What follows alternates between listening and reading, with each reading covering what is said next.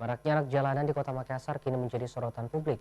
Sosiolog menilai fenomena tersebut muncul karena dipicu faktor kesejahteraan sosial.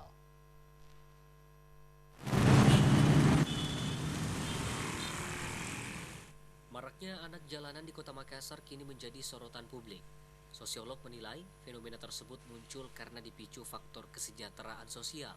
Sosiolog Universitas Islam Negeri UIN Alauddin Makassar Rahmawati Haruna menilai, jika merujuk pada pokok permasalahannya, fenomena anak jalanan di Kota Makassar marak karena dipicu faktor kesejahteraan sosial. Secara teori, kesejahteraan diakuinya menjadi hal yang sangat penting dan utama dalam mendukung kelangsungan hidup anggota keluarga dalam sebuah rumah tangga. Selain itu, fenomena maraknya anak yang hidup di jalanan juga dipicu karena relasi sosial yang kurang baik, termasuk relasi dengan anggota keluarga lainnya. Rahma pun menyebut, seharusnya keluarga menjadi sekolah utama bagi pendidikan karakter dan perilaku anak-anak.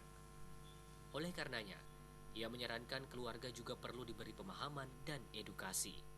Ya, itu sebenarnya peran keluarga sebagai madrasah yang utama gitu ya di keluarga, itu yang paling penting. Mereka harus merangkul sebaik-baiknya anak-anak mereka, memberikan edukasi, memberikan kebutuhan kasih sayang yang cukup gitu kan. Kan sebenarnya ini kebanyakan anak-anak gitu ya, dari aspek sosial mereka cuma butuh perhatian gitu kan.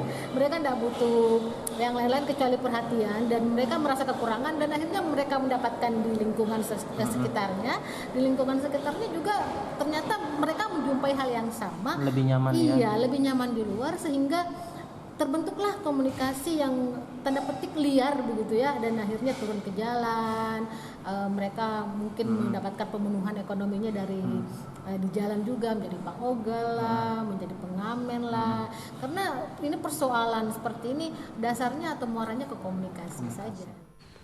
Rahmawati Haruna menambahkan, jika melihat fenomena anak di jalanan ini, ada indikasi jika anak-anak lebih menikmati hidup di jalan ketimbang berada di rumah. Karenanya relasi sosial perlu untuk diperkuat. Mardianto Lahamid, Celebes TV.